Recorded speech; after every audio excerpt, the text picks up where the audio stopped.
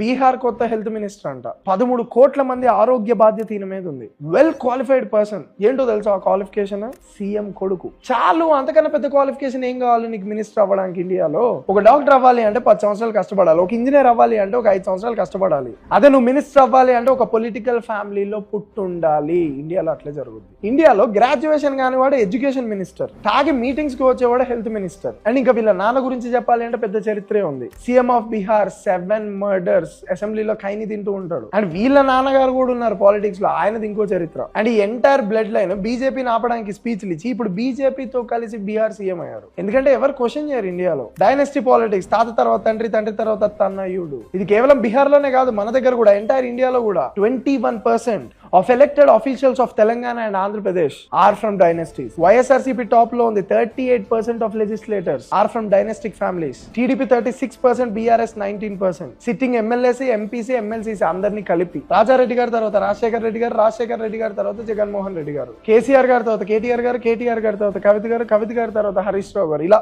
Line ఇంకా ఉంది. ఎన్టీఆర్ గారి తర్వాత చంద్రబాబు నాయుడు గారు, చంద్రబాబు నాయుడు గారి తర్వాత నారా లోకేష్ గారు, నారా లోకేష్ గారి తర్వాత బాలకృష్ణ గారు. ఇలా ఇంకా లైన్ పెద్దగానే ఉంది. పవర్ఫుల్ పొజిషన్స్ లో బ్లడ్ లైన్స్ ఉంటే అప్పుడు బ్యాటిల్స్ ఐడియాస్ మధ్య కాదు, ఫ్యామిలీస్ మధ్యనే అవుతుంది. ఇంకా ఫ్రెష్ లీడర్షిప్ ఎట్లా రైజ్ అవుతుంది ఆలోచించండి. అలాగే ఫాలో కొట్టి పెట్టుకోండి.